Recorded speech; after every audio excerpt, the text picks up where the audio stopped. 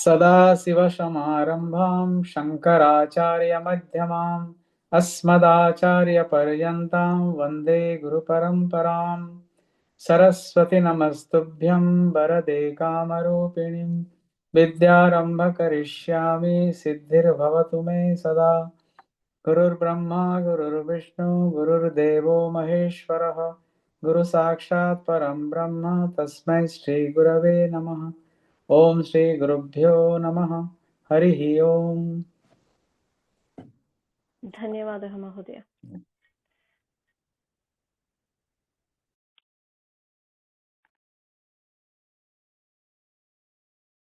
नत्वं सन्धिः वा न वा? नत्वं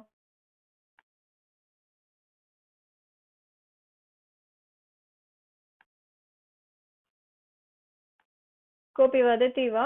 नत्वं सन्धिः वा न वा? नास्ति इति मन्ये भगिनि। नत्वं सन्धिः वा? सन्धिः नास्ति वा? किमर्थं? नत्वं सन्धिः एव।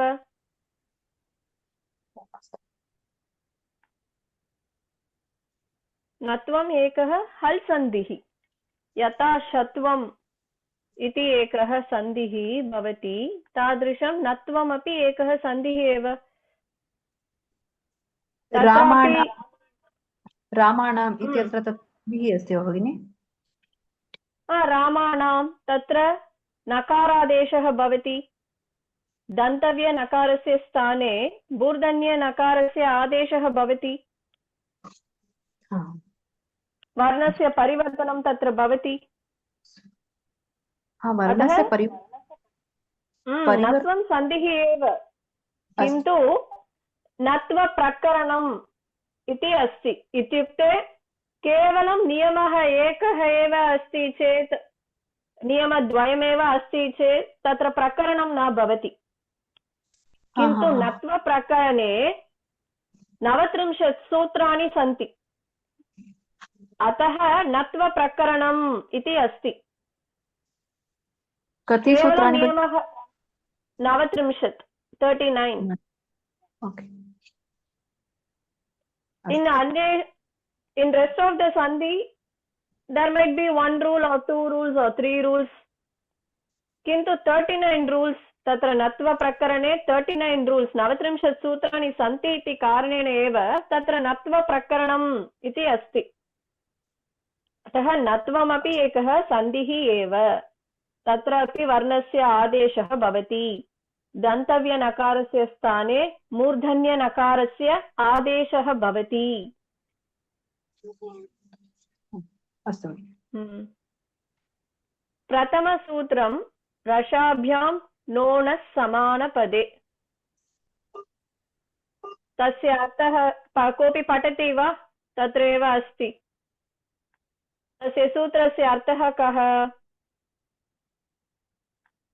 पठतु, कोऽपि पठति वा? समानपदे इति सूत्रं नकारात् पूर्व ऋ श ऋ वर्णेषु कश्चित् एकः वर्णः समानपदे एकस्मिन् पदे अस्ति चेत् णत्वं भवति। तस्य अर्थः कः? एतत् निमित्तम् इति वक्तुं शक्यते वा भगिनि? रेपः, शकारः, ऋकारः, ऋकारः, ये सर्वे अपि निमित्तवर्णाः इति उच्यन्ते। निमित्तवर्णाः इत्युक्ते कासल् फैक्टर्।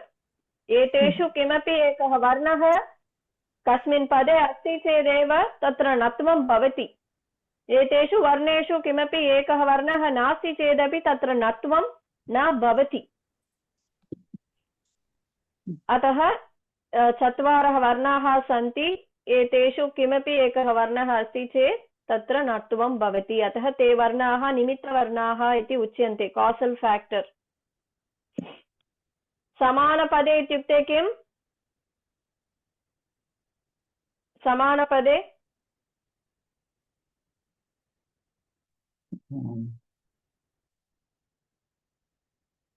तत्रैव अस्ति खलु, अत्र ब्राकेट् मध्ये अस्ति किमस्ति तत्र समानपदे इत्युक्ते एकस्मिन् पदे एकस्मिन् पदे एकमेव पदं समस्तपदं नास्ति केवलम् असमस्तपदे एव नत्वं भवति इति अर्थः। तदनन्तरं रेपः शकारः ऋकारः ऋकारः तेषाम् उच्चारणस्थानं मूर्धा इति अस्ति। मूर्धा इत्युक्ते पञ्च उच्चारणस्थानानि सन्ति। अप्पर् पैलेट् अप्पर् पैलेट् नो चेत् रूफ् आफ् द मौत् इत्यपि उच्यन्ते। तत्र जिह्वायाः स्पर्शनं भवति। The tongue touches the roof of the mouth न इति भवति। किन्तु दन्तव्यनकारे तत् द न दन्तान् स्पृशति जिह्वा। अतः कुत्र भेदः तत्र उच्चारणस्थानं निमित्तवर्णानाम् उच्चारणस्थानं मूर्धा दन्तव्यनकारस्य उच्चारणस्थानं दन्ताः तत्र न मूर्धन्यनकार तस्य उच्चारणस्थानमपि मूर्धा। अतः एव तत्र परिवर्तनं भवति। निमित्तवर्णाः उच्चारणस्थानम् अपि मूर्धा मूर्धन्यनकारस्य उच्चारणस्थानमपि मूर्धा किन्तु तत्र नकारः इति अस्ति दन्तानेव स्पृशति तस्मिन् स्थाने मूर्धन्यनकारस्य आदेशः भवति। किमर्थं चेत् उच्चारणस्थानं समानं भवति।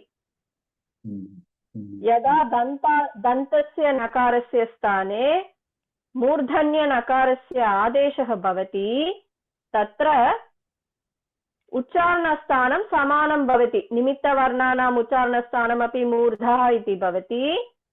मूर्धन्यनकारस्य उच्चारणस्थानमपि मूर्धा इति भवति। अतः एव नत्वं भवति। सरल उच्चारणार्थं नत्वं भवति। उच्चारणस्थानं निमित्तवर्णानामपि समानं भवति मूर्धन्यनकारस्य अपि समानं भवति। So all the letters will have the same उच्चारणस्थानं। तस्मिन् समये उच्चारणं सरलः भवति। निमित्तवर्णानाम् उच्चारणस्थानं मूर्धा इति अस्ति चेत् दन्तव्यनकारस्य उच्चारणस्थानं दन्ताः इति अस्ति चेत् तत्र उच्चारणस्थानं समानं नास्ति। अतः उच्चारणसमये किञ्चित् कष्टकरं भवति। तदर्थम् एव तत्र नत्वं भवति। दन्तव्यनकारस्य स्थाने मूर्धन्यनकारस्य आदेशः भवति। अत्र पश्यतु उदाहरणानि सन्ति। चूर्णं, पर्णम्, उष्णं, कृष्णः, शृणोति, भ्रातॄणां। तत्र सर्वत्र निमित्तवर्णः अस्ति तदनन्तरमेव झटिति नकारः मूर्धन्यनकारः अपि अस्ति। तादृशं शकारः झटिति मूर्धन्यनकारः अस्ति। ऋकारः झटिति मूर्धन्यनकारः, ऋकारः अनन्तरमेव झटिति मूर्धन्यनकारः अस्ति। किन्तु सूत्रे निमित्तवर्णः केवलं रेपः शकारः एव अस्ति। रसाभ्यां नोनः समानपदे इत्युक्ते रेपः शकारः अस्ति चेत् कुत्र अस्ति चेत् समानपदे। समानपदे एकस्मिन् पदे रेपः शकारः अस्ति चेत् रेपः शकारः वर्णद्वयमस्ति। अतः एव रसाभ्याम् इति अस्ति। यदा रेपः शकारः एकस्मिन् पदे अस्ति चेत् तस्मिन् समये नो नः दन्तव्यनकारस्य स्थाने मूर्धन्यनकारस्य आदेशः भवति। तत्र केवलं रेपः शकारः अस्ति। ऋकारः ऋकारः विषये किमपि नास्ति सूत्रे। किमर्थं ऋकारः ऋकारः अपि निमित्तवर्णाः भवति? गतसप्ताहे अहम् उक्तवती सूत्रे नास्ति किन्तु कुत्र दृश्यते तस्मिन् विषये ऋकारः ऋकारः अपि योजयतु ते अपि निमित्तवर्णाः भवन्ति इति।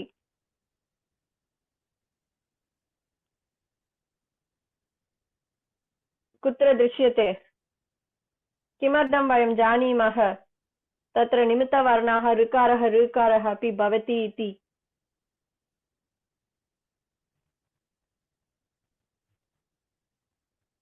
वार्तिकायां कमेण्ट्री तत्र उक्तम् अस्ति ऋकारः ऋकारः अपि निमित्तवर्णाः एव। यथा रेपः शकारः किमपि पदे अस्ति चेत् नत्वं भवति, तादृशं ऋकारः ऋकारः अस्ति चेदपि नत्वं भवति इति वार्तिकायाम् अस्ति। अतः एव ऋकारः ऋकारः अपि निमित्तवर्णाः इति अस्माभिः स्मर्तव्यम्। अतः चत्वारः वर्णाः निमित्तवर्णाः। के वर्णाः? के वर्णाः निमित्तवर्णाः? र ष रि रि रेपः, शकारः, ऋकारः, ऋकारः। किमपि संशयः अस्ति वा? नास्ति। अस्तु।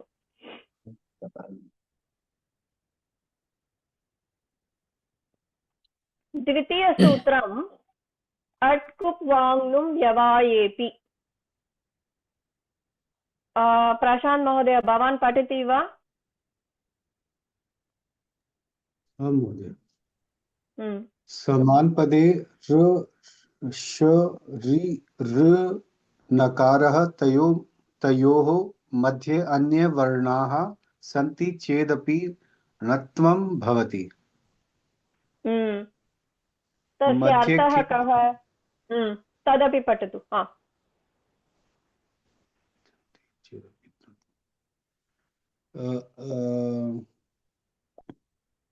मध्ये के अन्ये वर्णाः भवितुम् अर्हन्ति। अट् कु पु आङ् नुम् अव्यवधायकवर्णाः इति उच्यते। अट् स्वराः अच् अधिकं ह य व र, कु कवर्गः क ख ग घ अङ्ग, पु पवर्गः प फ ब भ म, आङ् आ उपसर्गः, नुम् अनुस्वारः। एतेषु वदतु।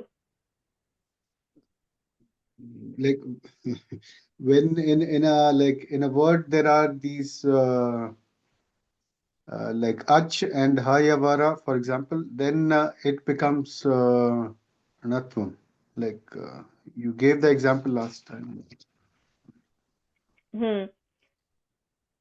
So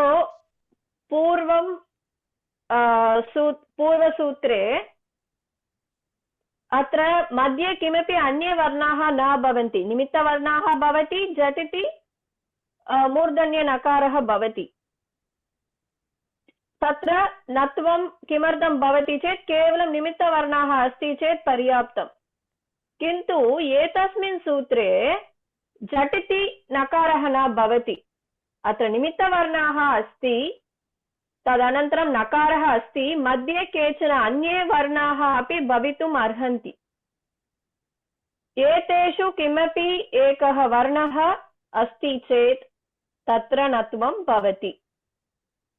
एते वर्णाः त्यक्त्वा किमपि अन्ये वर्णाः भवति चेत् तत्र नत्वं न भवति। अन्ये वर्णाः इत्युक्ते व्यवधायकवर्णाः। व्यवधायकवर्णाः इत्युक्ते ते वर्णाः नत्वकार्यस्य बाधकं करोति। ते वर्णाः चावर्गीयवर्णः, टावर्गीयवर्णः, तावर्गीयवर्णाः, तदनन्तरं ला श स, ये सर्वे व्यवधायकवर्णाः। अव्यवधायकवर्णाः इत्युक्ते नत्वस्य कार्यस्य बाधकं न करोति। It does not affect the नत्व ऑपरेशन। अव्यवधायकवर्णाः बाधकं न करोति। अतः ये वर्णाः सर्वे अपि अव्यवधायकवर्णाः। ये वर्णाः नत्वकार्यस्य बाधकं करोति, it affects the operation of नत्वा, ते वर्णाः व्यवधायकवर्णाः। पाटलवर्णे ये वर्णाः सन्ति ते सर्वे अपि व्यवधायकवर्णाः। नीलवर्णे ये वर्णाः सन्ति ते सर्वे अपि अव्यवधायकवर्णाः। अतः व्यवधायकवर्णः किमपि एकः वर्णः अस्ति चेत् तत्र नत्वं न भवति। अव्यवधायकवर्णेषु किमपि एकः वर्णः अस्ति चेत् तत्र नत्वं भवति। तत्र किमर्थं अव्यवधायकवर्णे केवलं का वर्गः अस्ति, पा वर्गः अस्ति? किमर्थं चकारः नास्ति, टकारः नास्ति, तकारः नास्ति? तेषाम् उच्चारणस्थानं किम् इति द्रष्टव्यम्। अत्र का वर्गस्य उच्चारणस्थानं कण्ठः, कक्ख ग ग ङ। पा वर्गस्य उच्चारणस्थानं ओष्ठः, प फ भ भ म। ओष्ठः ते lips, primarily lips is used, प फ भ भ म। किन्तु च वर्गीय, ट वर्गीय, ता वर्गीयेषु वयं पश्यामः चेत् जिह्वायाः चलनम् अत्र बहुत्र अस्ति। For ka and pa, the minimal usage of tongue is there. For ka, throat, kantah. For pa, lips, oshtah. Kintu cha, cha jajanya. Dantan prishtatah ye bhagah asti muke. Tatra jihvayaah sparshanam bhavati. The tongue touches the back side of the teeth area. Tatta dadanna. For ta, which is used, you have to use the murda, roof of the mouth. So tongue has to touch the roof of the mouth. Tatta dadanna. Tatta dadanna. For pa, you are going to touch the lips. Pa pa bha bha ma. So for ta varga, will go in the order only. For cha varga, back side of the teeth is used. Inside the mouth only, the tongue goes in, touches 3 different areas. So for cha varga, if you see, it is the talavya area. Talavya area ityukte, the back side of the teeth, the mouth. You itself please pronounce and see. Cha cha jajanya. The tongue touches the back side of the teeth area, the top. Cha cha jajanya. Tatra jihvayaah movement, chalanam asti. Tadanantaram ta. Tatra you have to fold your tongue and touch the roof of the mouth. Tatta dadanna. Tatta dadanna. And for ta vargiya, you have to touch the teeth. The tongue touches the teeth primarily. Tatta dadanna. Tatta dadanna. So jihvayaah chalanam tatra asti. Cha vargiya ucharana samaye, ta vargasya ucharana samaye, ta vargasya ucharana samaye. Kintu for ka and pa, jihvayaah chalanameva nasti. Very little movement of the tongue is there. Pa pa ba ba ma. So for that is the reason, main reason, we have chosen only those 2 rows. The first row and the last row. Okay, in between rows, the tongue usage is little bit is there. For repah, shakarah, rikarah, you have to use your tongue a lot. So for that only if you have the letters which has a very minimal usage of the tongue, it will be easier. For that reason only, we have cha varga, ta varga, ta varga as a vyavadayaka varnaha, and only ka varga, pa varga is used along with the nimitta varnaha, and there only the natvam bhavati. Vyavadayaka varnaha ityukte cha varga, ta varga, ta varga, madhye ye varnaha vargaha santi te sarve.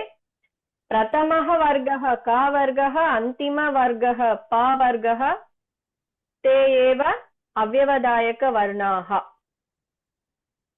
अतः at इत्युक्ते सर्वे स्वराः अपि भवन्ति तदनन्तरं हकार यकार वकार रेपः तत्र हकार यकार वकार अपि उच्चारणस्य विषयस्य कारणेन एव तत्र भवति तत्रापि जिह्वायाः प्रयोगम् अल्पः एव अस्ति तदनन्तरं कु कावर्गीयवर्णाः पु पावर्गीयवर्णाः उपसर्गे अपि आ इति उपसर्गः अकारस्य दीर्घः वर्णः सो अन्ये उपसर्गाः वयं पश्यामः चेत् तत्र व्यञ्जनमपि भवति उदाहरणार्थम् अत्र 22 उपसर्गाः सन्ति 22 उपसर्गाः आर् देर् प्रैमरीलि तत्र पश्यन्तु केवलम् आङ् इति उपसर्गः एव केवलं स्वरः अस्ति अन्येषु उपसर्गेषु व्यञ्जनमपि तत्र भवति तत्र प्र परा अप सम अनु अव निस् निर् दुस् दुर् वि आङ्नि एतादृशं 22 उपसर्गाः सन्ति ये सर्वेषु उपसर्गेषु वयं पश्यामः चेत् प्र तत्र पकारः अस्ति रेपः अस्ति अकारः अस्ति केवलं स्वरः इति केवलम् आङ् उपसर्गे एव अस्ति तत्रापि इङ् इत्यस्य लोपः भवति इत् वर्णः इति कारणेन अतः केवलम् आ एव अवशिष्यते अतः आ इति उपसर्गः एव मध्ये भवति अन्ये उपसर्गाः मध्ये भवति चेत् तत्र णत्वं न भवति so afterwards please go and see each upasarga what are the letters are there in each upasarga you will find only in the ang upasarga only the a swara the swara letter only will be found only in this upasarga in rest of the upasargas you will find the consonant also along with the swara so that is the main reason we have only ang iti upasarga kevalam ekah eva upasargah मध्ये भवति चेत् तत्रापि णत्वं भवति नुम् इत्युक्ते अनुस्वारः मध्ये भवति चेदपि तत्रापि णत्वं भवति सो एतेषु अट् कु पु आङ् नुम् एते वर्णाः निमित्तवर्णाः दन्तव्यनकारस्य मध्ये भवति चेत् तत्र णत्वं भवति किमपि अन्ये वर्णाः भवति चेत् णत्वं न भवति किमपि संशयः अस्ति वा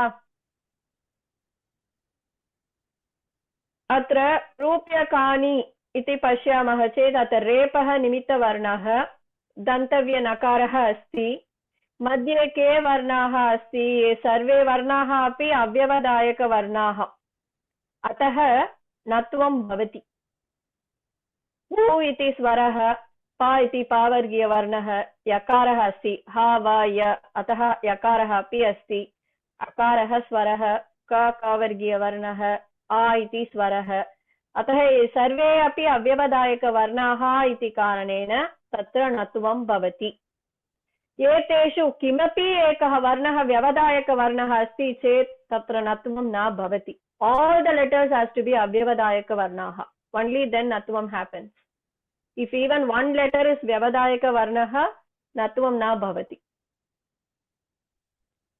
tadanantaram tatra ang iti upasargah asti tatrapi pashyatu repah pari iti ekah upasargah anu api ekah upasargah tatra pari repah asti nimittavarnah repah asti नकारः अत्र अस्ति नयमानः तत्र नकारः अस्ति दन्तव्य नकारः अस्ति तत्र अनु इति उपसर्गः मध्ये अस्ति अनु इति उपसर्गः अस्ति चेत् तत्रापि णत्वं न भवति किमर्थम् इत्युक्ते केवलम् आ उपसर्गः मध्ये अस्ति चेदेव णत्वं भवति किमपि अन्ये उपसर्गाः भवति चेत् तत्र णत्वं न भवति अतः तत्र पर्यनुनमानः तत्र णत्वं न भवति नयमानः नयमानः इत्येव तिष्ठति नायमानः इति न परिवर्तनं भवति तत्र, अतः तत्र नत्वं न भवति। किमर्थम्? अनु इति उपसर्गः अस्ति। अनु इति उपसर्गः अस्ति चेत् तत्रापि नत्वं न भवति। केवलम् आ उपसर्गः अस्ति चेदेव नत्वं भवति। So out of 22 upasargas, only one upasarga is allowed to come in between nimitta varna and the dantavya nakara.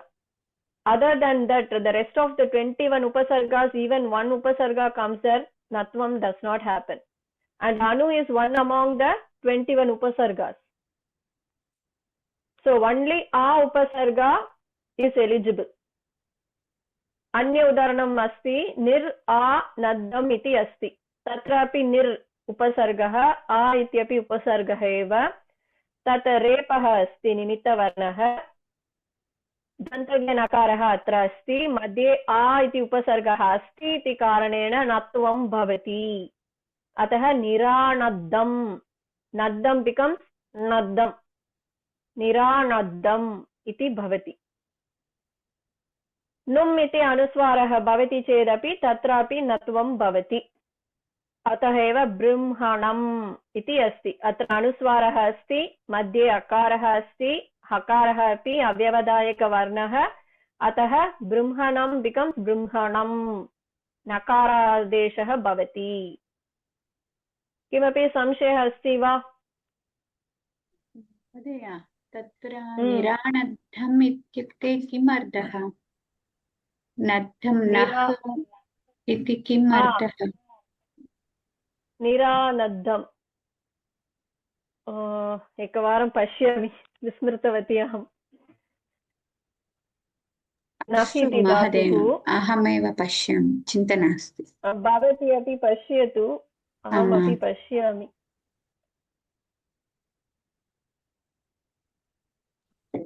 भगिनी निरानन्दं तत्र नत्वं नास्ति। निरानन्दं, निरानन्दं, निरानन्दं तत्र नत्वं भवति। तद् आङ् उपसर्गः इति न जाने अहं। तत्र आङ् उपसर्गः भवति वा इति अपि द्रष्टव्यम्। एकनिमिषम्, आदौ वयं निरानन्दम् इत्यस्य अर्थः कः इति पश्यामः, तदनन्तरं तस्मिन् विषये अपि पश्यामः।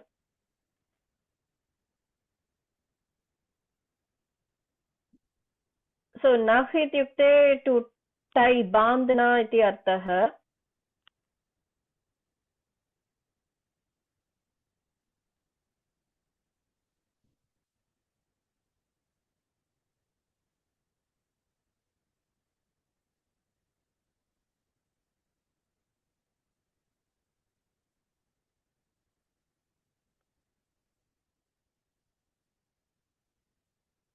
बन्धनम् इत्येव अर्थः महोदय।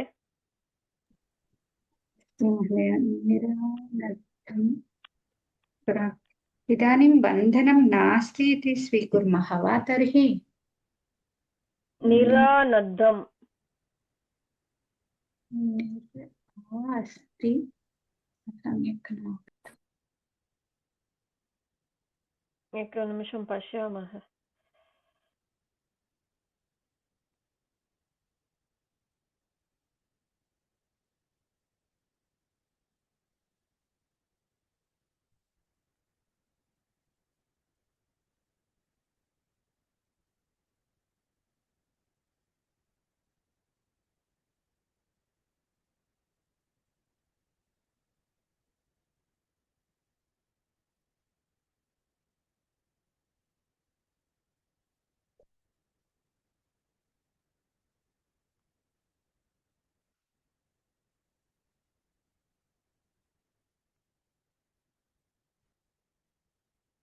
या निरानद्धम् इत्युक्ते तादृशमेव भवति इति चिन्तयामि। बन्धनं न कर्तुं शक्नुमः, तस्मिन् अर्थे एव भवति इति चिन्तयामि। निरानध्वं tightly covered or enveloped. कुत्र भवान् दृष्टवान् महोदय? Chat GPT. अस्तु Niranadhvam, tightly covered and from all the four sides. Okay अहम् एकवारं अस्तु इदानीम् एतत् अर्थं स्वीकुर्मः किन्तु अहं किमपि उदाहरणमपि लभते वा इति पश्यामि अग्रिमवर्गे अहं वदामि महोदय अस्तु महोदय अस्तु तमसा निरानध्वम, अंधकार से घिरा हुआ, covered with darkness. तमसा निरानध्वम. नद्धं पदस्य अर्थं बन्धनम् इत्यस्ति किन्तु तत्र अर्थः किमपि वाक्यरीत्या किमपि अस्ति चेत् स्पष्टं भवति अहम् एकवारं दृष्ट्वा अग्रिमवर्गे वदामि महोदय अस्तु महोदय चिन्ता नास्ति अस्तु अस्तु धन्यवादः विभूति महोदय धन्यवादः भगिनी अस्तु अतः रसाभ्यां नोनस् समानपदे अट्कुप्वाङ्निं व्यवायेति अत्र भेदः कः तत्र भेदः अस्ति किल उदाहरणार्थं रसाभ्यां नोनस् समानपदे उदाहरणं चूर्णं तृणम् इति स्वीकुर्मः चेत् तत्र मध्ये किमपि अन्ये वर्णाः न भवति निमित्तवर्णः भवति झटिति मूर्धन्यनकारस्य आदेशः भवति किन्तु अट्कुप्वाङ्निं व्यवायेपि तत्र झटिति न आगच्छति तत्र निमित्तवर्णः भवति तदनन्तरं मध्ये केचन अन्ये वर्णाः अपि भवति तदनन्तरमेव नत्वं भवति तत्र एव भेदः अतः उदाहरणे वयं तृणम् इति पदं कस्य केन सूत्रेण तत्र नत्वं भवति इति वदामः चेत् केवलं प्रथमसूत्रमेव रसाभ्यां नोनस् समानपदे इति सूत्रेण एव तत्र नत्वं भवति तृणं शृणोति चूर्णम् एतेषु पदेषु केन सूत्रेण नत्वं भवति इत्युक्ते केवलं रसाभ्यां नोनस् समानपदे किन्तु यदा रूप्यकाणि इति पदस्य नत्वं केन सूत्रेण भवति इत्युक्ते केवलम् अट्कुप्वाङ्निं व्यवायेपि इति न लेखनीयं तत्र रसाभ्यां नोनस् समानपदे तदनन्तरम् अट्कुप्वाङ्निं व्यवायेपि सूत्रद्वयस्य कारणेन तत्र नत्वं भवति किमर्थं चेत् वयम् अग्रिम स्लैड् मध्ये अहं दर्शयामि किमर्थं तत्र अट्कुप्वाङ्निं व्यवायेपि केवलं तस्य सूत्रस्य प्रयोगः तत्र नास्ति रसाभ्यां नोनस् समानपदे इति सूत्रमपि भवति अट्कुप्वाङ्निं व्यवायेपि अपि भवति अग्रिम स्लैड् मध्ये वयं पश्यामः अनुवृत्तिः इत्युक्ते रेपिटेशन् इति अर्थः कोऽपि पठति वा विभूति महोदय भवान् पठति वा अनुवृत्तिः एकस्मिन् सूत्रे यत् पदम् अस्ति तत् अग्रिमसूत्रे अपि स्वीक्रियते तदर्थकरणाय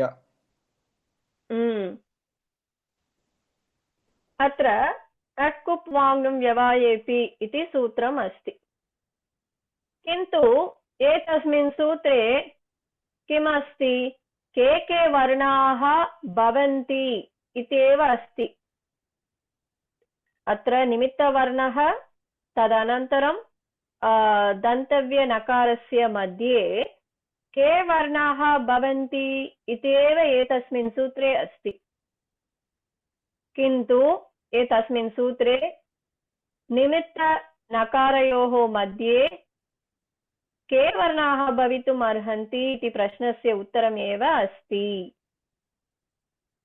सुब्बलक्ष्मी महोदये भवती पठति वा? आं महोदय। एतस्मिन् सूत्रे निमित्तनकारयोः मध्ये के वर्णाः भवितुम् अर्हन्ति इति प्रश्नस्य उत्तरम् एव अस्ति। निमित्तवर्णाः के? कस्य वर्णस्य स्थाने कः वर्णः आदेशः भवति? समानपदे वा समस्तपदे वा? एतेषां प्रश्नानाम् उत्तराणि एतस्मिन् सूत्रे नास्ति, किन्तु रसाभ्यां नोणः समानपदे इति सूत्रे एतेषां प्रश्नानाम् उत्तराणि सन्ति। अतः एतत् सूत्रम् अट्कुप्वाङ्नुं व्यवायेपि इति सूत्रस्य अनुवृत्तिसहितं सूत्रं भवति। अत्र एतस्मिन् सूत्रे धन्यवादः महोदय। धन्यवादः महोदय। निमित्तवर्णाः विषये नास्ति, किमपि नास्ति। तदनन्तरं कस्य वर्णस्य स्थाने कः वर्णः आदेशः भवति तस्मिन् विषये अपि किमपि नास्ति एतस्मिन् सूत्रे। किन्तु निमित्तवर्णाः के, कस्य वर्णस्य स्थाने कः वर्णः आदेशः भवति तस्य उत्तरम् अत्र रसाभ्यां नोन समानपदे अस्ति। तादृशं तत्र समानपदे भवति वा समस्तपदे एतत् सूत्रस्य प्रयोगः भवति वा इति विषये अपि नास्ति। तस्य उत्तरमपि अत्र रसाभ्यां नोन समानपदे इति सूत्रे एव अस्ति। तस्य अर्थः कः? अत्र सामान्यतया सूत्रम् इत्युक्ते लघुत्वं, वेरि काम्पाक्ट् रूल् एव भवति।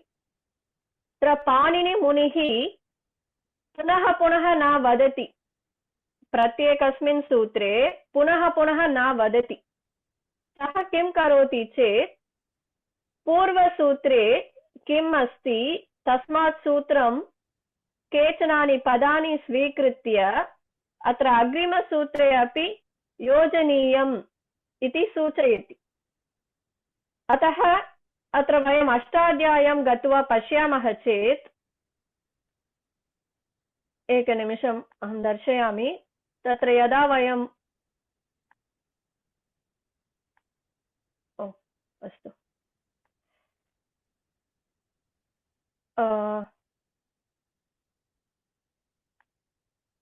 यदा वयम् अष्टाध्यायी गत्वा पश्यामः चेत् अत्र पश्यतु, अट्कुप्वाङ्नुं व्यवायेपि, तत्र अनुवृत्तिसहितं सूत्रम् इत्युक्ते you have to take from the previous sutra some words.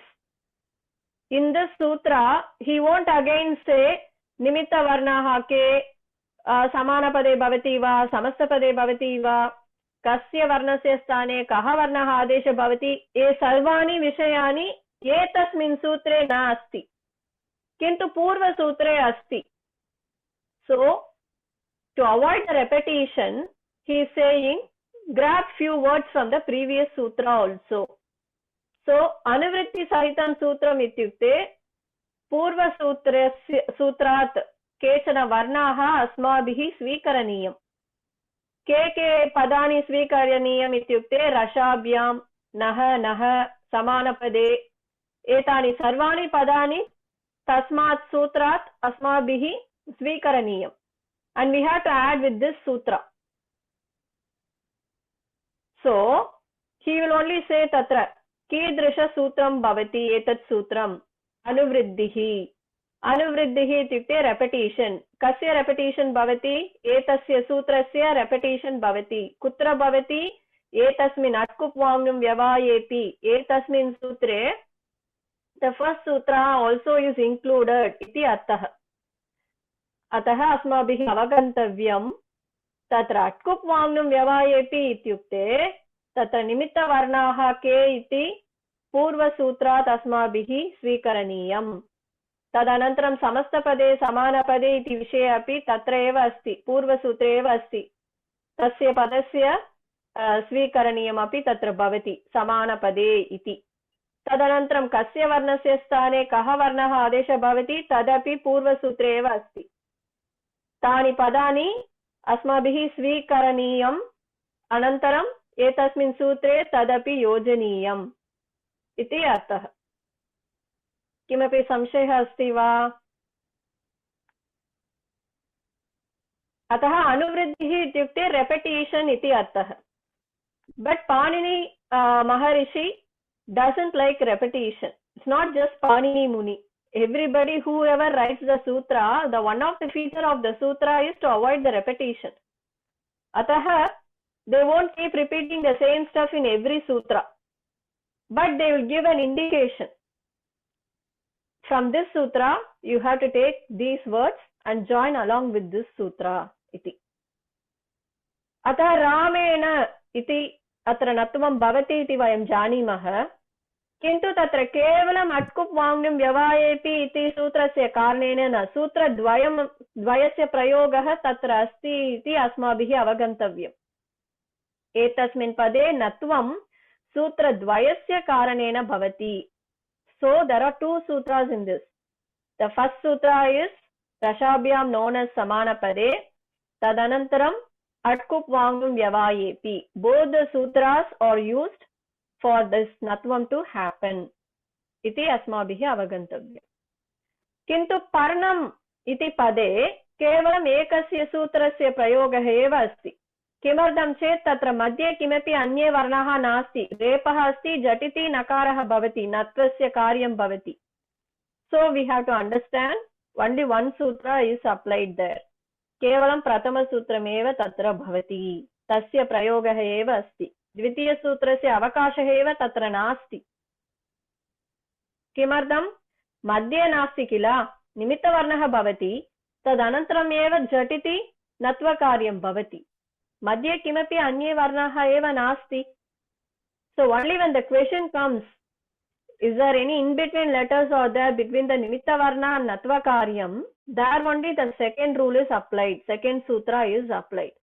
If there are no in between letters between the nimitta varna and the natva karya, then only the first rule is applied, which is rashabhyam known as samana pade. Kimapi samshayah asti va? Any doubt? स्पष्टं वा? विभूति महोदय, भवान् अवगच्छति वा? संशयः नास्ति। अस्तु, अन्ये स्पष्टं वा? अग्रे सरेम वा? स्पष्टमेव। धन्यवादः। अत्र अस्माभिः किञ्चित् अवधेयं दातव्यं। कुत्र? अत्र रावणेन पूर्वम् अत्र दन्त्यव्यनकारः एव आसीत्, तदनन्तरमेव नत्वकार्यस्य कारणेन तत्र मूर्धन्यनकारादेशः भवति। अतः यदा नकारद्वयमस्ति, एतादृशमेव तत्रापि नकारः आसीत्, किन्तु नत्वस्य कारणेन मूर्धन्य नकारादेशः भूत्वा तत्र नकारः इति अस्ति. So when you have two nakaras, कुत्र नत्वं भवति इत्युक्ते केवलं प्रथम नकारे एव नत्वं भवति। किमर्थं द्वितीय नकारे नत्वं न भवति? तत्र पश्यतु, कोऽपि पठति वा? प्रशांत महोदय, भवान् पठति वा?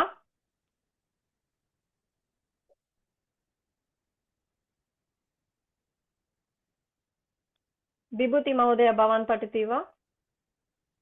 यदा नकारद्वयम् अस्ति तदा प्रथम नकारस्य एव णत्वं भवति। प्रथम नकारे एव णत्वं भवति, न तु द्वितीय नकारे। यदि णत्वस्य कारणेन प्रथम नकारः णकारः इति भवति। णकारः टवर्गीय वर्णः व्यवधायक वर्णः इति कारणेन द्वितीय नकारे णत्वं भवितुम् अवसरः नास्ति। अतः अत्र चिन्तयतु, तत्र आदौ दन्तव्य नकारः एव भवति तत्रापि। But if this nakara is there, this same nakara is there before, the natvam cannot happen in this nakara. Kimartam? This nakara is a dantavya nakara. Ityukte tavargiya nakarah. Tavargiya varnah vyavadayaka varnah. So vyavadayaka varnah madhye bhavati chet kimapi ekah varnah api vyavadayaka varnah iti asti chet tatra natvam na bhavati. अतः सर्वदा केवलं प्रथमनकारे एव नत्वं भवति. अत्र प्रथमनकारः तत्र पूर्वम् एतादृशं नकारः एव आसीत्. अत्र मध्ये पश्यतु के वर्णाः सन्ति. ये सर्वे अपि आ इति स्वरः, वकारः, किमर्थं हकार वकार यकार अपि अव्यवधायकवर्णः एव, पुनः अकारः स्वरः. अतः ये सर्वे अपि अव्यवधायकवर्णाः, अतः नत्वं bhavati. Kintu just for better understanding, assume that we are trying to do natvam for the second nakara. Okay, not for this nakara, we are trying to do for this nakara. Tatra etasmin sthane eshah nakarah eva asit. But this nakara belongs to ta varga, which is a vyavadayaka varnaha. So if you have even one letter as vyavadayaka varna, natvam na bhavati kila. So that is the reason we can't do natvam for the second nakara. We can do natvam only for the first nakara. Spashtam va? Avagachati va? तत्र तवर्गे अस्ति, अतः व्यवधायकवर्णः नकारः न इति न भवति वा? तदेव वा? अवगतम्. अस्तु, धन्यवादः. Because we know always tatra मूर्धन्य नकार आदेशः अस्ति चेत् पूर्वं किम् आसीत्? दन्तव्य नकारः एव आसीत्. तस्मिन् स्थाने एव मूर्धन्य नकारस्य आदेशः भूत्वा एतादृशं रूपं सिद्ध्यति. रैट्? अवगतं, स्पष्टम् इदानीं. चैत्रा महोदय, भवती पठति वा? वृक्षेण आरभ्य पठतु. वृक्षेण एतस्मिन् उदाहरणे ऋ श च स्तः नकारस्य समीपे श अस्ति, अतः शकारः एव निमित्तम् इति अङ्गीकृत्य शकारेण णत्वं भवति, न तु ऋकारेण. अत्र पूर्वं नकारद्वयम् अस्ति चेत् कुत्र नत्वं भवति इति दृष्टवन्तः.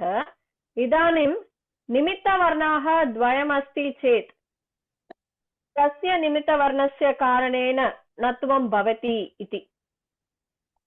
सो ये ऋकारः अपि अस्ति, तत्र शकारः अपि अस्ति, द्वयमपि निमित्तवर्णाः एव.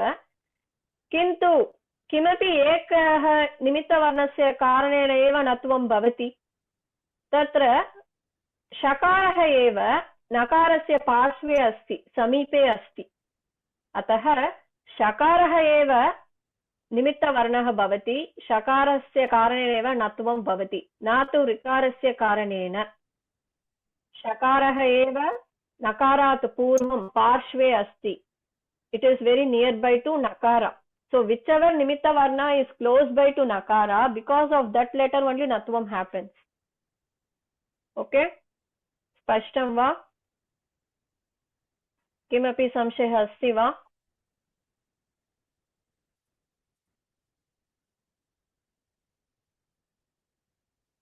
क्लियर्? अग्रे सरेम वा? आं महोदय, क्लियर्. अस्तु. नत्वं कुत्र न भवति? तृतीयसूत्रं. वयम् इदानीं अत्र पश्यतु.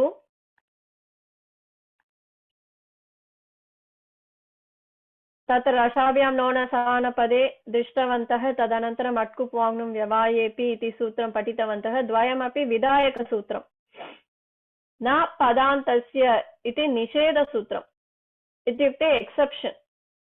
नत्वं न भवति. केन कारणेन नत्वं न भवति? इति इदानीं पश्यामः।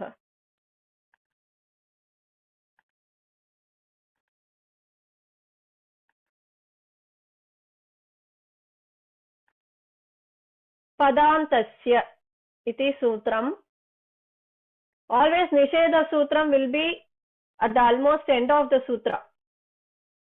Navatrimshat sutrani santi, so this is the 37th sutram. So padante stitasya nakarasya nakaraha na bhavati ityukte padasya ante nakaraha asti chet tatra natvam na bhavati. Subbulakshmi महोदय भवती पठति वा? आं महोदय। एकनिमिषं। रावणेन इति शब्द तत्र एतस्मिन् सूत्रं कार्यं करोति वा पदान्तस्य इति? कुत्र? रावणेन इति पूर्वस्मिन् आसीत्। भावनेन तत्र पदस्य अन्ते नकारः नास्ति किल? अस्तु। भावनेन न रावणेन पूर्वस्मिन् रावणेन तत्र प्रथम नकारस्य णत्वम् आसीत्। आम् सत्यम्।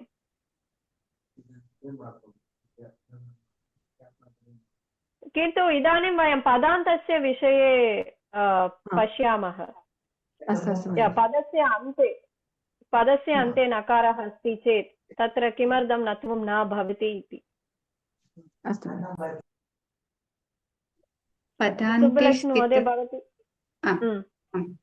पदान्ते स्थितस्य नकारस्य नकारः न भवति। यदा पदस्य अन्तिमवर्णः नकारः भवति तदा नत्वं न भवति। रामान् वृक्षान् हरीन् गिरीन् पितॄन् भ्रातॄन् द्वितीया विभक्तिः बहुवचनम्। अकुर्वन् अशृण्वन् लङ्लकारः प्रथमपुरुषः बहुवचनम्। चरन् कुर्वन् शत्रुप्रत्ययः। हे मन्त्रिन् हे कर्मन् हे ब्रह्मन् नकारान्तः शब्दः संबोधन एकवचनम्। यद्यपि पदे नत्वनिमित्तकः रेपः शकारः ऋकारः ऋकारः वा अस्ति तथापि तस्य उपस्थितौ पदान्ते विद्यमानस्य नकारस्य नत्वं न भवति। अतः तत्र पश्यतु, अत्र रामान् इति शब्दे वृक्षान् इति शब्दे सर्वेषु पदेषु निमित्तवर्णः अस्ति। अत्र रामान् तत्र रेपः निमित्तवर्णः अस्ति। मध्ये अपि ये वर्णाः सन्ति ते सर्वे अपि अव्यवधायकवर्णाः एव, किन्तु नत्वं न भवति तत्र।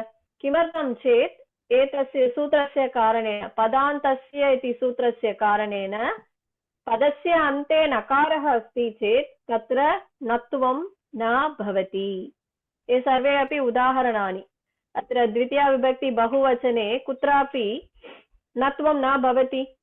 रामशब्दस्य द्वितीय बहुवचनं रामान्, तादृशं वृक्षस्य द्वितीय बहुवचनं वृक्षान्। अतः द्वितीया विभक्ति बहुवचने यदा नकारः अन्ते भवति तदा नत्वं न भवति एतस्य सूत्रस्य कारणेन। तादृशं लङ्लकारे अपि नकारः अन्ते भवति। अकुर्वन् इति प्रथमपुरुष बहुवचन रूपम्। अशृण्वन् तत्रापि नत्वं न भवति। किमर्थं? नकारः पदस्य अन्ते अस्ति। चरन् कुर्वन् शत्रुरूपम्। हे मन्त्रिन् हे कर्मन् हे ब्रह्मन् सर्वे अपि नकारान्त सम्बोधनरूपम् एकवचने। तत्र सर्वत्र नकारः अन्ते भवति, पदस्य अन्ते अस्ति। अतः यद्यपि तत्र निमित्तवर्णाः सन्ति चेदपि पदान्तस्य इति सूत्रस्य कारणेन पदस्य अन्ते नकारः दृश्यते चेत् तत्र नत्वं न भवति। स्पष्टं वा? स्पष्टम्। धन्यवादः। प्रशान्त् महोदय भवान् पठति वा? Like I'll be able to read in 5 minutes, please. I'm outside. Sorry. Okay. चिन्ता मास्तु। सैत्रा महोदय भवती पठति वा?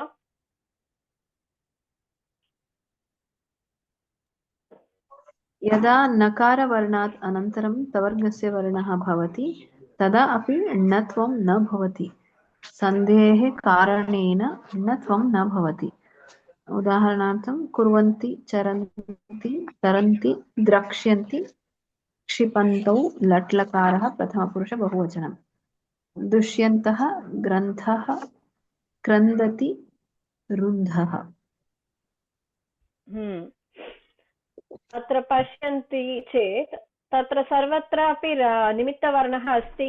कुर्वन्ति तत्र रेपः इति निमित्तवर्णः अस्ति। मध्ये अपि वकारः अकारः अस्ति, तदपि अव्यवधायकवर्णाः एव, किन्तु तत्रापि णत्वं न भवति। किमर्थं चेत् तत्र नकारात् अनन्तरं तावर्गीयवर्णः भवति। तावर्गीयवर्णः किमपि नकारात् अनन्तरम् अस्ति चेत् तत्रापि णत्वं न भवति। अतः एव कुर्वन्ति, चरन्ति, तरन्ति ये सर्वे अपि लट्लकार बहुवचनं। द्रक्ष्यन्ति तत्र णत्वं न भवति। तादृशं क्षिपन्तौ तत्रापि नकारः अस्ति, तदनन्तरं तावर्गीयवर्णः अस्ति, अतः णत्वं न भवति। दुष्यन्तः, ग्रन्थः, क्रन्दति, रुन्धः, तत्र सर्वत्रापि णत्वं न भवति। किमर्थं चेत् नकारात् अनन्तरं तावर्गीयवर्णः अस्ति, अतः न भवति। अत्र यूट्यूब् वीडियो अस्ति, कृपया अनन्तरं पश्यन्तु सर्वे। बहु सम्यक् रीत्या तत्र सौम्या कृष्णपूर् महोदये विवरणं दत्तम् अस्ति। किमर्थं णत्वं न भवति, कुर्वन्ति इति पदे किमर्थं णत्वं न भवन्ति इति बहु सम्यक् रीत्या सा विवरणं दत्तम् अस्ति। कृपया अनन्तरं पश्यन्तु, तस्य लिङ्क् अत्र अस्ति। कुत्र द्रष्टव्यं? लिङ्क् कुत्र द्रष्टव्यं? तत्र एव अस्ति। अहम् एतत् स्लैड् शेर् करोमि। अस्तु। जस्ट् अत्र नोदनं करोतु, तत्र एव अस्ति यूट्यूब् वीडियो। अण्डर्लैन् अस्ति किल, सो लिङ्क् ऐ हेव् इन्सर्टेड् हियर्। अतः एतद् लिङ्क् अत्र नोदनं करोतु, अनन्तरं पश्यतु। अत्र सन्धिकार्यं भवति, बहूनि सन्धिकार्याणि सन्ति, अतः एव णत्वं न भवति। तदपि कारणं। किन्तु अनन्तरं पश्यन्तु, किमपि संशयः अस्ति चेत् पृच्छन्तु। महोदय, पूर्वमेव निमित्तम् अस्ति चेत् तदेव पश्यामः खलु, किन्तु परं नकारात् परं तवर्गः अस्ति चेत् न भवति इति परमपि निमित्तं द्रष्टव्यं वा तत्र? न तादृशं नास्ति। अतः अस्तु, अहं पश्यामि। I will try to say it in short. See, तत्र बहूनि सोपानानि भवन्ति। अत्र आदौ कुर्वन्ति इति न भवति। अत्र कुर्व अनुस्वारः भवति, तदनन्तरं ति इति भवति। सो अत्र चिन्तनं कुर्वन्तु, different stations are there, okay, and each station is a sandhi station iti chintayantu. So atra passengers santi, nakarah api ekah passenger iti chintayantu. So adau kurvanti iti asti, atah ku iti ekah passenger asti, repah iti ekah passenger asti, vakarah iti ekah passenger asti, अनुस्वारः इति एकः passenger अस्ति, तकारः इति एकः passenger अस्ति। Okay, कुर्वन्ति इति आदौ भवति। आदौ द प्रथम पदम विल बी अनुस्वार, नकारा will not be there. Okay, first there will be only कुर्वन्ति इति भवति। सो द्वितीय स्टेशन गच्छति, द्वितीय स्टेशन एव नत्व स्टेशन। तत्र टिकेट कलेक्टर आगच्छति, ओके, टिकेट चेकर आगच्छति, सः पश्यति अत्र नकारः अस्ति वा इति दन्तव्यनकारः अस्ति वा इति पश्यति। कुकारः अस्ति, रेपः अस्ति, वकारः अस्ति, किन्तु तत्र अनुस्वारः एव अस्ति। तत्र दन्तव्यनकारः नास्ति, अनुस्वारः एव अस्ति। सो नत्वस्य कार्यं तत्र न भवति। ओके, अनुस्वारः एव तत्र अस्ति।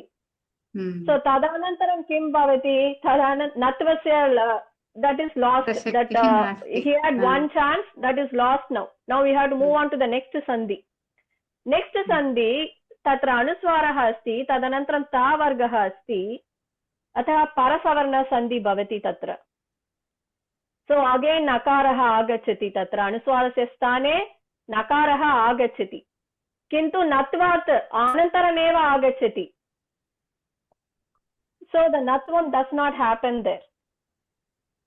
आदौ अनुस्वारः एव आसीत्, तस्मिन् समये नत्वम् operation when it wants to happen, तत्र नकारः एव नास्ति, अनुस्वारः एव अस्ति.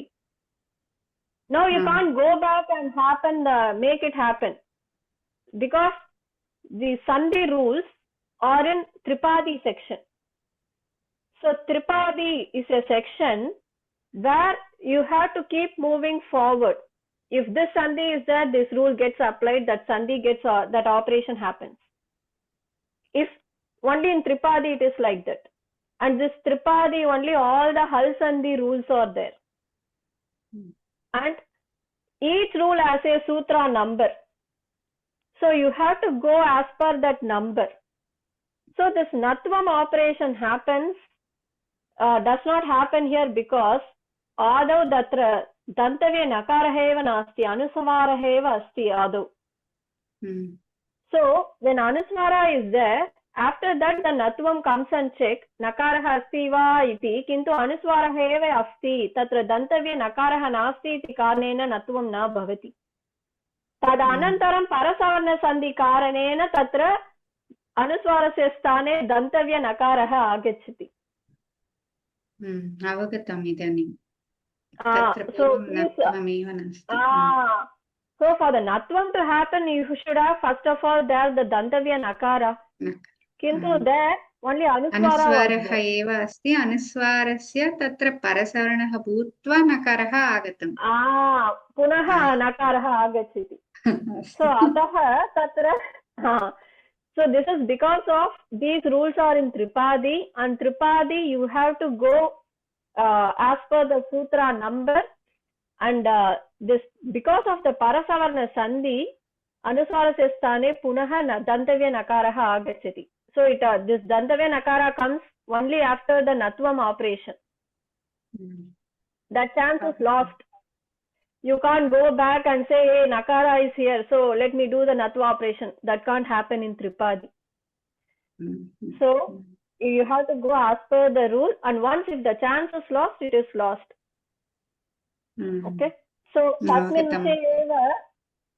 vishe eva tatra asti, YouTube link madhye asti, कृपया अनन्तरं गत्वा पश्यन्तु, स्पष्टं भवति.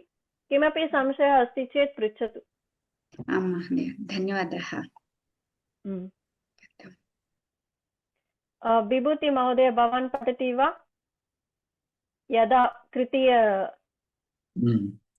यदा रेप षकार ऋकार ऋकार नकारः तयोः मध्ये च वर्गः ट वर्गः त वर्गः लकार शकार सकार व्यवधायक वर्णाः भवति, तदा अपि णत्वं न भवति. उदाहरण महाराजेन किरीटेन. सो णत्वं तत्रापि न भवति. किमर्थं? तत्र मध्ये अत्र पश्यतु, रे महाराजेन इति पदे रेपः निमित्तवर्णः अस्ति, तदनन्तरम् आकारः जकारः एकारः, तदनन्तरमेव दन्तव्य नकारः अस्ति. किन्तु जकारः च वर्गीयवर्णः, व्यवधायक वर्णः, अतः तत्र णत्वं न भवति. तादृशमेव क्रीटेन, तत्रापि रेपः अस्ति, तदनन्तरम् ईकारः टकारः अस्ति, टकारः अपि व्यवधायकवर्णः, अतः नत्वं न भवति। अतः नत्वं कुत्र न भवति इत्युक्ते आदौ पदान्तस्य इति सूत्रेण पदस्य अन्ते नकारः अस्ति चेत् नत्वं न भवति। तदनन्तरं तत्र नकारात् अनन्तरं तावर्गीयवर्णः किमपि दृश्यते चेत् तत्रापि नत्वं न भवति। तदनन्तरं किमपि व्यवधायकवर्णः मध्ये भवति चेत् तत्रापि नत्वं न भवति। किमपि संशयः अस्ति वा?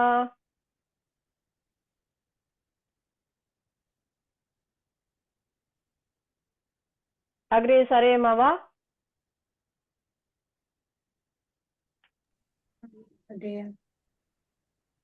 अस्तु।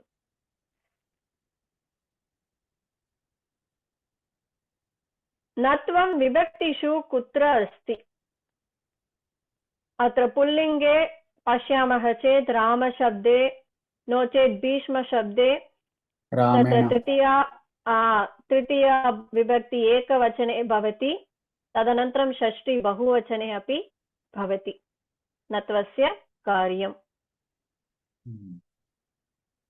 नपुंसकलिङ्गे अपि तादृशमेव पत्रं पुष्पं, तत्र पत्रं रेपः अस्ति, पुष्पं षकारः अस्ति, निमित्तवर्णाः सन्ति, अतः प्रथमा विभक्ति बहुवचने भवति, द्वितीया विभक्ति बहुवचने, तदनन्तरं तृतीया एकवचने, षष्ठी बहुवचने।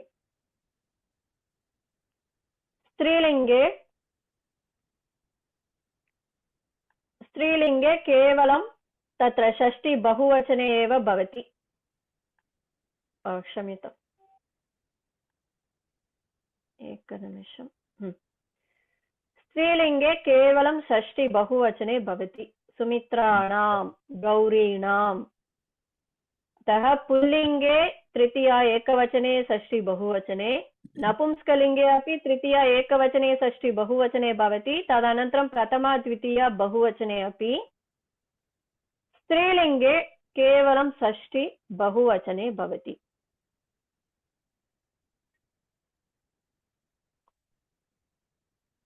अतः निमित्तवर्णः अस्ति चेत् अवधेयं दातव्यं, तत्र नत्वकार्यं भवति एव।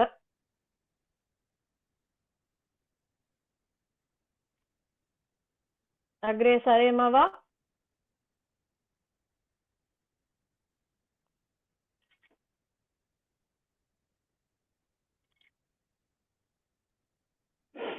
अभ्यासं कुर्मः। विभूति महोदय, प्रशांत शर्मा महोदय, सुब्बुलक्ष्मी, चैत्रा महोदय, क्रमेण गच्छामः। भवान् वदतु विभूति महोदय, अत्र किं भवति? रमाणां वा रमाणां वा, प्रथमं वा द्वितीयं वा? रमाणां। प्रथमं भवति, रमाणां। भवान् केन सूत्रेण भवति इति वक्तुं शक्नोति वा? रमाणाम् इति।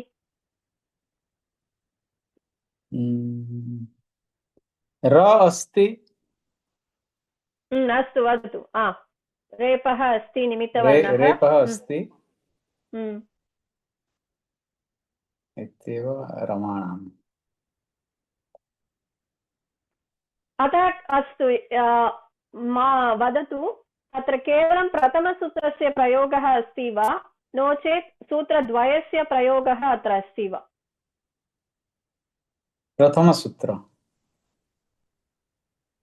किमर्थं केवलं प्रथमसूत्रमेव वा? मकारः अस्ति, आकारः अस्ति, मध्ये वर्णाः भवन्ति, अतः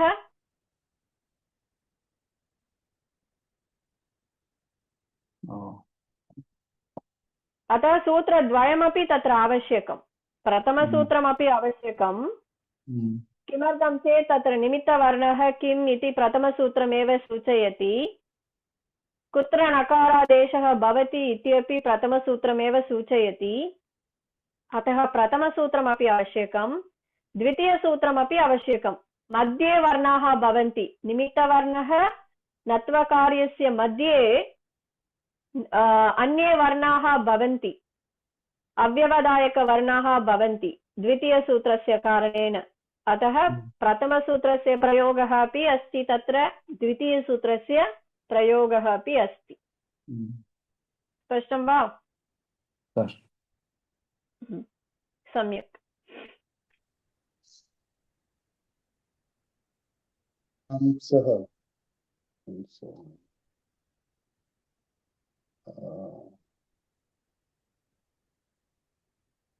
हंसाणां प्रथमं वा द्वितीयपदं वा?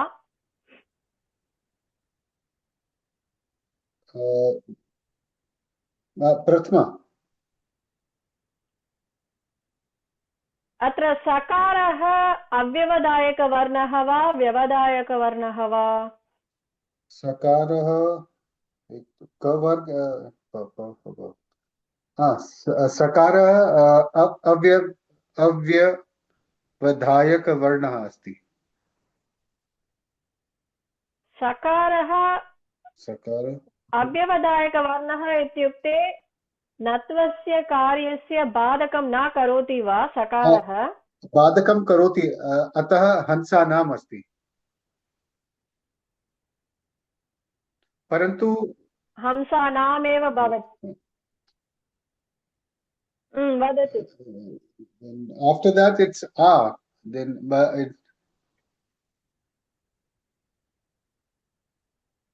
किं महोदय? no, स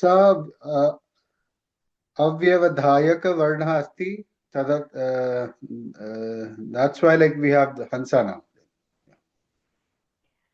सकारः व्यवधायकवर्णः।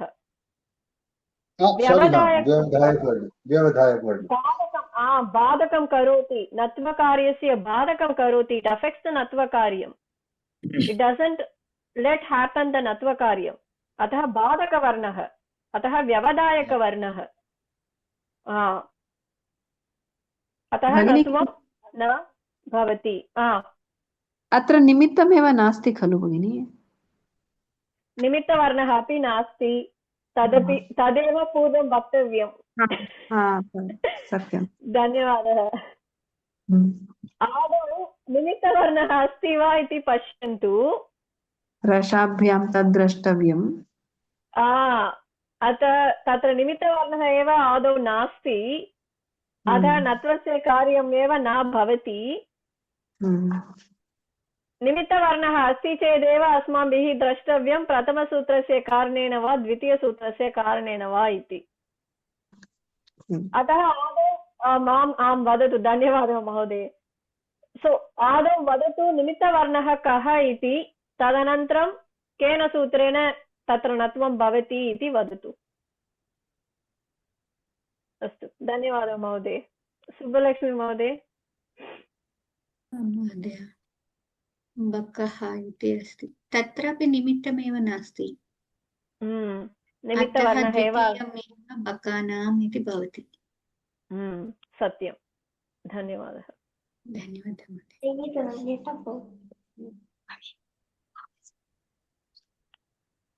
मयूरः, मयूराणां निमित्तवर्ण अस्ति।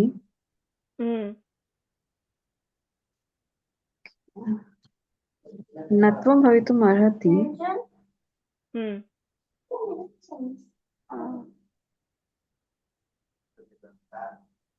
केन सूत्रेण? केवलं प्रथमसूत्रं वा, नो चेत् सूत्रद्वयमपि प्रयोगः अस्ति वा तत्र? रसाभ्यामेव भगिनि, किन्तु व्यवधायकवर्णं अव्यवधायकवर्णः नास्ति वा मध्ये? न, रेफात् नन्तरं नास्ति खलु भगिनि, अकारः एव तिष्ठति। आकारः अस्ति किल?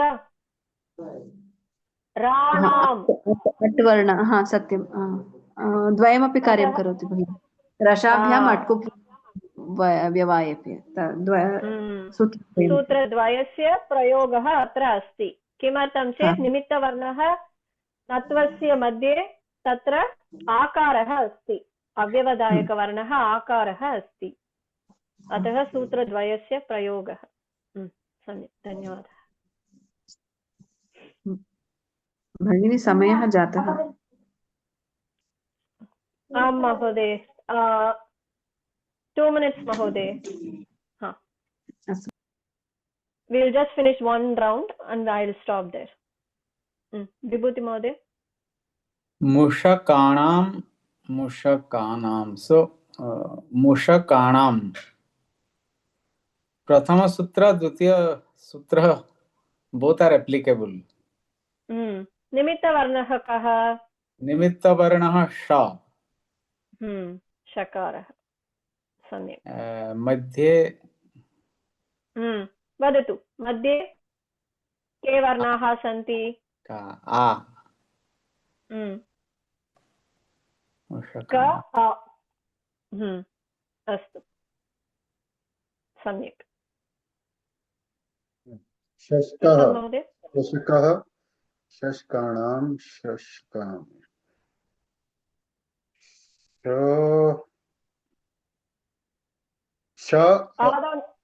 निमित्तवर्णः अस्ति वा? निमित्तवर्ण श अत्र अस्ति। श व्यवधायक बाधकवर्णः। निमित्तवर्णः अस्ति वा तत्र? क इस् निमित्त अव्यवधायक वर्णः। Let us not worry about vyavadayaka or avyavadayaka now. First condition is nimitta varna should be there. Nimitta varna अस्ति वा? नास्ति। निमित्त वर्णः नास्ति चेत् नत्वस्य कार्यमेव न भवति। शशकानां शशकानाम्। सम्यक्। सुब्बलक्ष्मी महोदय। गृहम् अस्ति, ऋकारः निमित्तमस्ति। हा इति अट्कुप्वाङ्गनं व्यपायेपि इति अट् प्रत्याहारे अस्ति, अतः सूत्रद्वयं भवति। गृहेण प्रथमम् एव भवति। सम्यक्। अस्तु, धन्यवादः। धन्यवादः। चैत्र महोदय। वर्णेन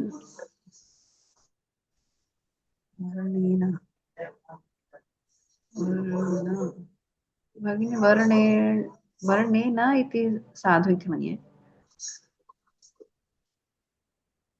निमित्तवर्णः कः? रकार रेफः अस्ति।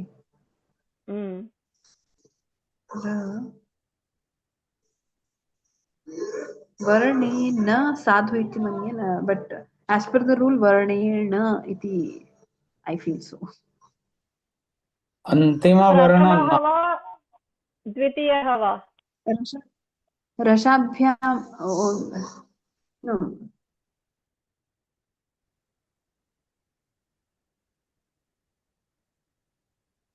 न श्रुतवती। किम् उक्तवती भवती?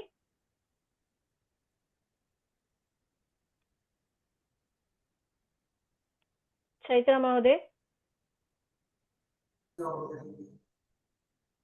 not very sure भगिनी।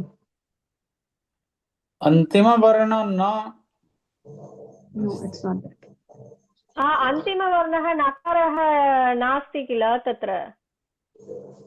अन्तिमवर्णः इन् इति भवति चेदेव पदान्तस्य इति सूत्रेण नत्वं न भवति। किन्तु अत्र अन्तिमवर्णः अकारः न, वर्णेन तत्र नकारः अस्ति, तदनन्तरम् अकारः अस्ति, अतः अन्तिमवर्णः अकारः एव तत्र, नकारः न। तत्र वर्णेन इति द्वितीयपदमेव भवति। अत्र नत्वं केवलं वर्णे तत्रैव भवति। वर्णः इति कथं? सो नत्वं happens here itself in the padam itself. So रेपः अतः द्वितीयवारं न भवति। नत्वं always happen only one time in a word. It can't happen twice. like रावणेन शब्द पूर्वमेव। That's why I said abhyasabaleena varnena sadhu iti shruyate. Kintu as per the rule, that's what I said. We have to get confused and become clear. Astu.